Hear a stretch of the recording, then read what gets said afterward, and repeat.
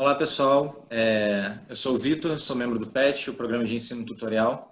Essa é mais uma entrevista que estamos fazendo para a Semana do Economista, que é agora, dia 13 de agosto, é o Dia do Economista, para quem ainda não sabe. A convidada de hoje é Cíntia Santana.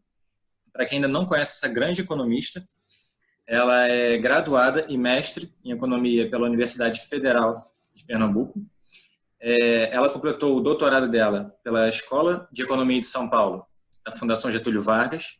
Ela já tem uma longa carreira, já trabalhou como analista, pesquisadora nacional e internacional, já foi professora, até mais recentemente se inserir na área pública, onde trabalhou por mais de 2 anos no Instituto de Pesquisa Econômica Aplicada, o IPEA, e atualmente trabalha no IBGE. Boa tarde, Cíntia, tudo bom? Boa tarde, tudo bem, Vitor? Obrigada pelo convite, pela maravilhosa e exagerada introdução. Você merece, é um prazer enorme estar aqui entrevistando você. Vamos então começar pelo mais clássico de todos, quando as pessoas olham um grande economista, perguntar quando e como você decidiu ser economista, se formar em ciências econômicas? Então, na verdade, foi uma construção, né?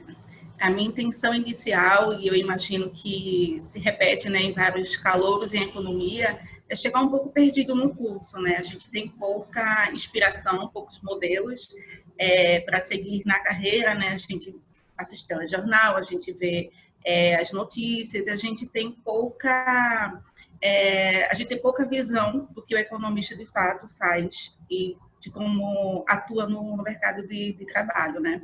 Então, na verdade, eu entrei no curso de economia pensando em ser diplomata. Então, pensei porque a minha intenção era seguir a carreira de economia internacional, alguma coisa desse sentido. Mas, bem no começo, já nas primeiras semanas do curso de economia, eu fui me apaixonando pelo curso. E aí eu não saí mais. Eu realmente foi, na verdade, um caminho inusitado, mas que eu me apaixonei.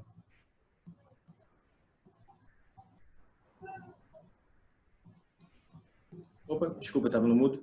Depois que você começou essa paixão, na hora que você entrou para o mercado de trabalho, você continuou gostando dessa profissão? Ou seja, o que você mais gosta de ser economista, de estudar economia? Sim, o que eu mais gosto, na verdade, é a pluralidade de caminhos que você consegue seguir. Dentro da economia, né, em pesquisa acadêmica, que é, na verdade, o que eu mais gosto de fazer e o que eu mais faço, desde o segundo semestre de economia, eu me envolvi em grupos de estudo, grupos de pesquisa, de ensino, de extensão. Então, eu vi que há diversas avenidas a perseguir, diversos caminhos dentro da área da economia. Então, eu já estudei economia do esporte, já fiz trabalhos sobre futebol, sobre cultura, sobre gênero, mix de idade, aposentadorias, mercado de trabalho, e o percurso que você consegue desenvolver, sempre pensando no comportamento dos agentes, né, que é por isso que eu aprendi essa básica da economia, ela envolve diversos setores da nossa sociedade. Então, há muitos caminhos pelos quais a gente consegue se engajar, desde a microeconomia, a macroeconomia, e passando, então, pelos diversos cenários que a gente consegue estudar o comportamento dos agentes dentro da sociedade. Perfeito. Deixa eu perguntar. A maioria das pessoas pensam que economia é muito difícil, que tem muita matemática, e muitos alunos, principalmente da graduação, desistem no meio do curso porque achavam que teria pouca matemática, mas às vezes tem uma parte mais pesada da matemática, né? E na sua graduação, você teve alguma dificuldade com essa parte? Ou você lidou de letra com a matemática e teve dificuldade com a parte, por exemplo, de história econômica? Como é que foi? Sim, curiosamente, eu tenho um background que era muito bom em matemática da escola e do ensino médio. Eu cresci gostando muito de matemática, então não foi exatamente um problema. Mas o que eu percebo é que as pessoas têm alguma limitação no sentido de achar que economia é só matemática ou que economia é só história. E a gente deveria perseguir, na verdade, aquela área que nós gostamos. A gente não tem que se limitar em economia só a programação, só a matemática, nada nesse sentido. Então, é importante adotar a multidisciplinaridade, estudar história, estudar sociologia, estudar programação, se você gostar, estudar estatística, matemática, porque a gente consegue dentro da economia, né, a gente tem diversas histórias do pensamento econômico, e aí, ao longo do caminho, é que você vai escolher aquela com a qual você mais se identifica. E aí, se ela é mais ou menos quantitativa na abordagem, né, a gente não deveria olhar com certo preconceito, dependendo da agenda de pesquisa que aquele pesquisador resolveu adotar. Tá? Curiosamente, eu gosto muito de matemática, gosto muito de estatística, eu adotei a linha quantitativa na abordagem, né, econômica, mas é importante destacar que existem outros caminhos, que esse não é o caminho certo, o caminho errado, o principal caminho, né? Existem outras alternativas. Ainda bem, porque tem muita gente que desiste da matemática. Eu não sou tão bom, mas vou firmar. Agora falando mais um pouco de trabalho, de mercado de trabalho, quais ferramentas você mais utiliza para fazer análise? Se você estudou programação, como é que é essa parte mais ferramental do dia a dia de um economista? Eu trabalhei no começo da graduação muito tempo como assistente de pesquisa, né, dos meus orientadores, dos professores do departamento de economia, e isso foi muito bom para mim, isso foi muito produtivo, porque eu comecei muito cedo a fazer pesquisa, eu comecei muito cedo a identificar quais são os principais problemas de pesquisa, né? Quando você vai começar a pesquisa, qual a grande pergunta, como respondê-las, e tudo mais. Então, a minha iniciação em programação foi em Stata, e a que eu mantenho hoje como principal, tá? A minha principal ferramenta de trabalho acadêmico é o Stata, mas a gente aprendia outros softwares, dependendo até do professor, né? Porque em séries temporais a gente usava mais o eViews, algum outro professor era mais proficiente em R. Então, assim, o bom também da economia é isso, né? Não há uma limitação, mas também como se diz, uma vez que você aprende uma língua, né, de programação, aprender outras também é muito mais fácil, porque entender a lógica de programação é a principal parte, né, a parte mais difícil. Depois que você compreende a lógica, que é basicamente o idioma, aprender outros também é muito mais simples. Então, hoje no trabalho, por exemplo, no IBGE, a gente usa mais o SAS, que é muito mais utilizado para grandes bases de dados, que existem servidores, e mais comprometido com segurança e tudo mais, né, para a gestão em si de base de dados, mas no dia a dia de pesquisa acadêmica eu prefiro usar o Stata, ainda sou bem old school. Realmente as pessoas hoje em dia não preferem tanto Stata, que vão para o R, que vão para o Python, mas a gente deixou bem claro que tem uma diversa gama, né, de programação. Sim. A vantagem do R, na verdade, é por ser um software livre, então você não tem mais essas amarras de licença, do volume de dados que você vai tratar e tudo mais.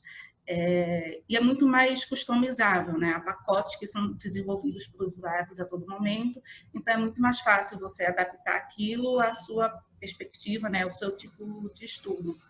E você aconselharia aos alunos da graduação de economia já começarem a estudar programação durante a graduação ou é melhor esperar fazer? Não, na verdade, o quanto antes melhor. É igual o idioma, né? Se a criancinha já começa a aprender as primeiras palavras de inglês, espanhol desde cedo, o desenvolvimento é muito mais fácil de compreender a lógica que está por trás. Eu aconselho começar a brincar com bases de dados que estão gratuitas.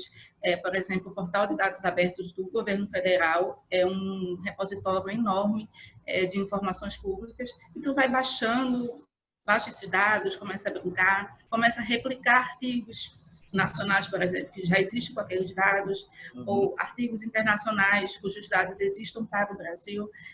Você começar a replicar, fazer esses exercícios de replicação vai ajudando você também a formular depois as suas próprias perguntas de pesquisa. E aí também se tornando cada vez mais proficiente.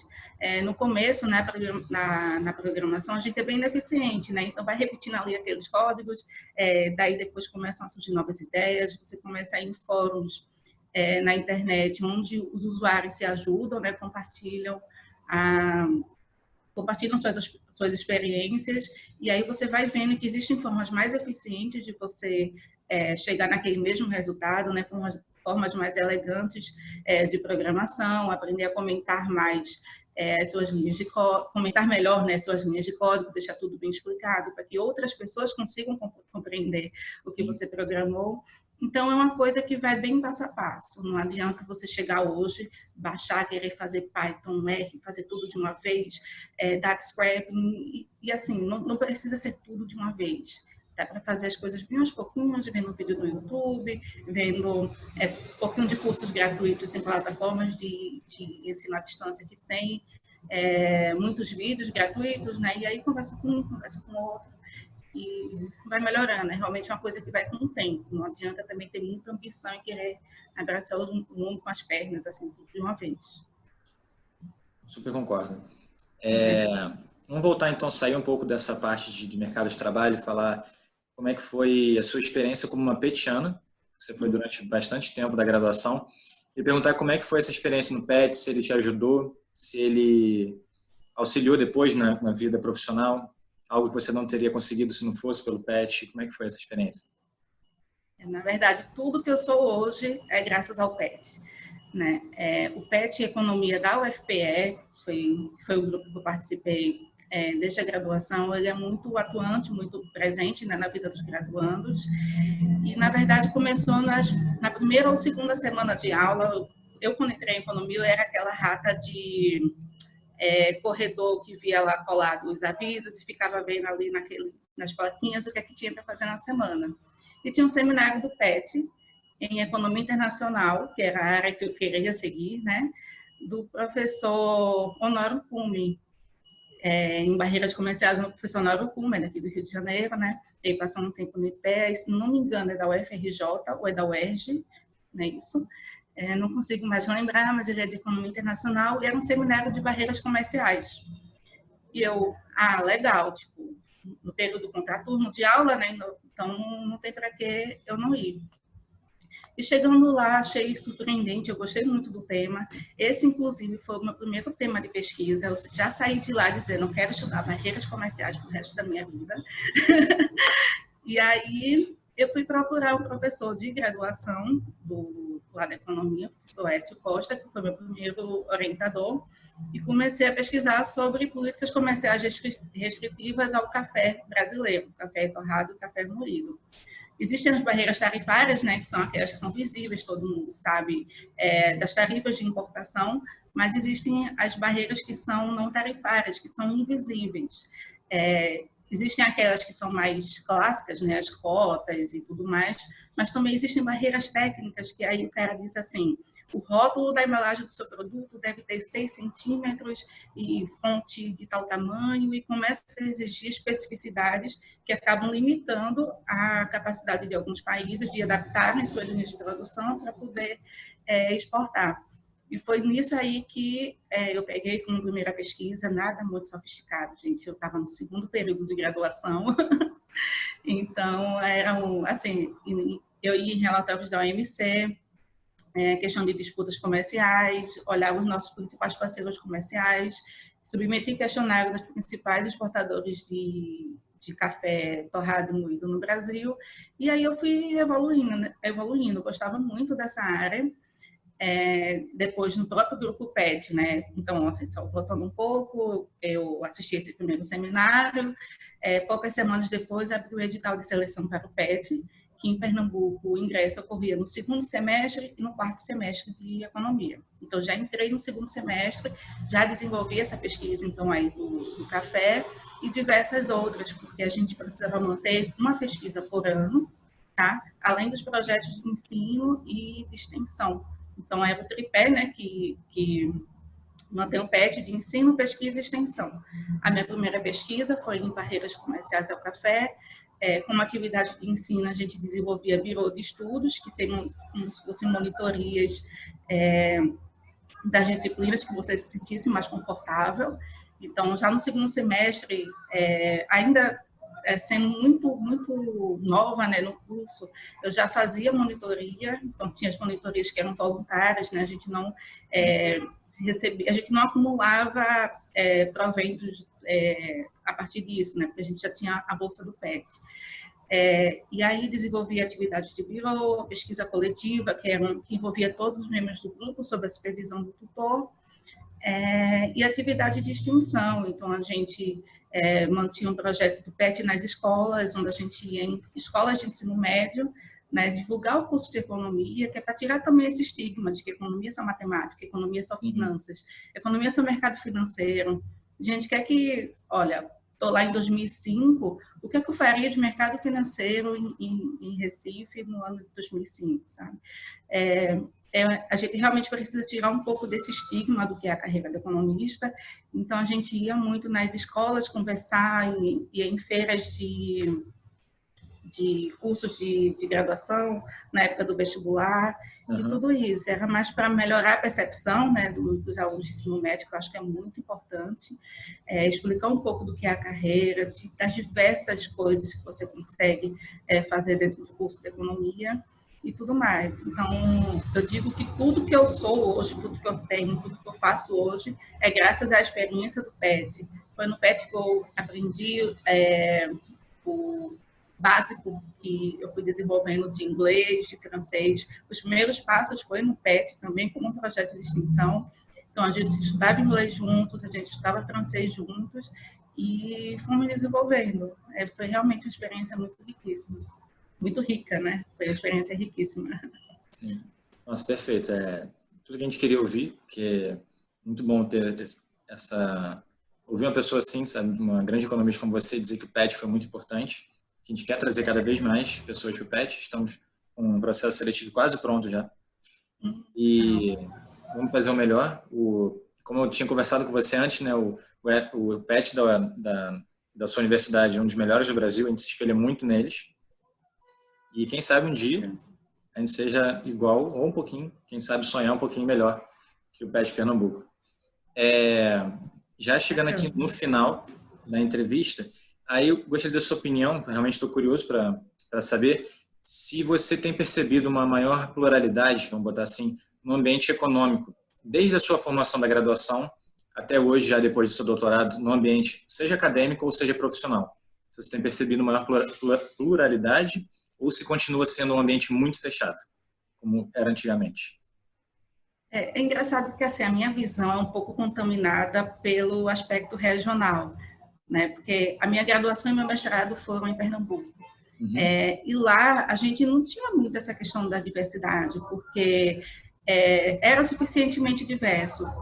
Os principais professores do departamento eram mulheres, por exemplo. Então, eu tive grandes inspirações, eram muitas professoras mulheres, eram professores negros, então a gente não tinha tanto essa coisa da falta de diversidade no ambiente acadêmico, né?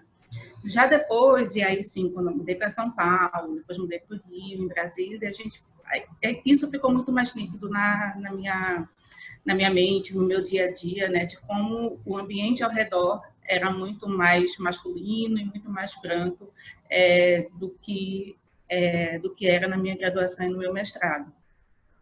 Mas eu acredito sim que isso está mudando, porque as pessoas já estão tendo muito mais noção de onde consegue ir, sabe? Um pouco da falta também de diversidade nos cursos, mais no centro e sul do país, por causa da diferença de sonhos que os alunos do ensino médio têm. Então, muita gente não acha que vai conseguir se manter no curso de graduação em economia, evoluir depois da carreira, então nem tenta, sabe? E aí, quando você abre um pouco mais as portas e tira um pouco das desigualdades de oportunidade que essas pessoas têm, esse sonho vai se tornando mais possível.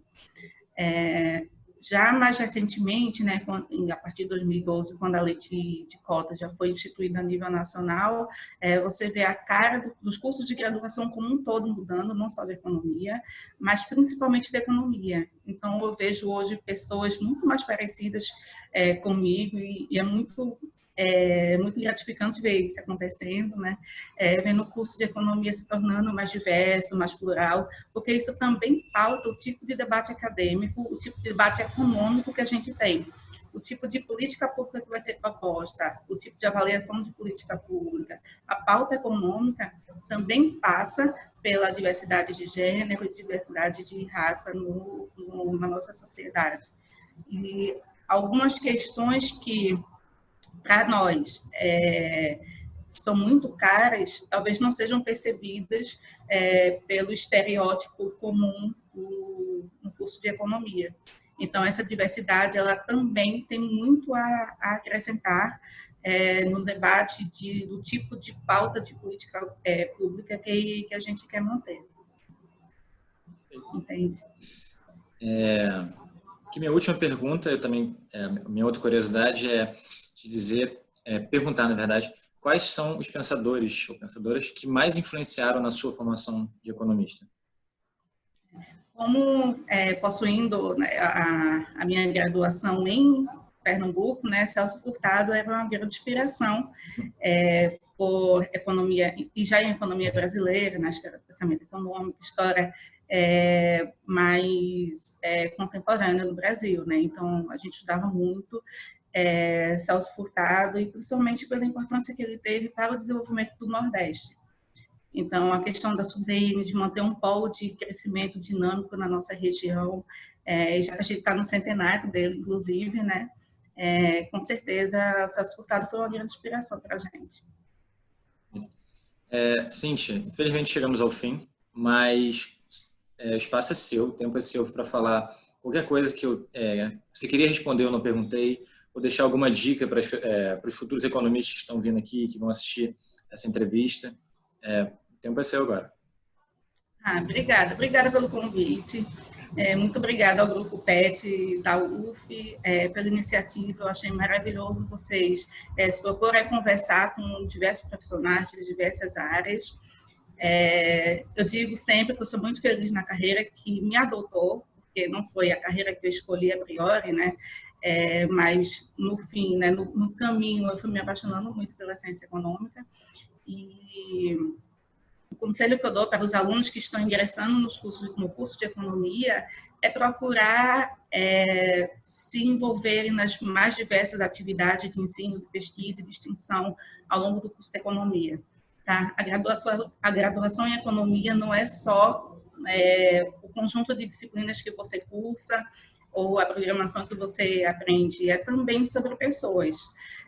E principalmente no curso de economia na Universidade Federal, né, onde a sociedade está então financiando nossos estudos, é muito importante também que a gente dê o retorno para eles, seja por meio de um trabalho acadêmico, onde você vai propor ou avaliar uma política pública existente, seja também no uso adequado desses recursos, quando você for um funcionário público ou alguma coisa nesse sentido. Então, o conselho que eu dou é sempre lembrar o objetivo, por que nós estamos aqui no final de tudo, né? Pela otimização de recursos e ter esse cuidado, né, de sempre dar o retorno à sociedade daquele investimento que foi feito em nossa formação. É isso. Muito, muito, muito obrigada pelo convite. Eu que agradeço, Cíntia. Muito obrigado. E para quem ainda não conhece a Cíntia, quer conhecê-la melhor, eu aconselho a segui-la no Twitter. É só digitar Cíntia Santana, que ela tem os melhores posts possíveis que vocês possam imaginar, principalmente sobre futebol. Ela é futebol. Obrigado, Cíntia. Muito obrigada, Vitor. E fica o convite, então, às pessoas a também olhar os nossos trabalhos e ver também no que a gente pode contribuir para entrarmos, então, numa sociedade mais diversa, mais justa. E é isso. Obrigada. Obrigado. Tchau, tchau.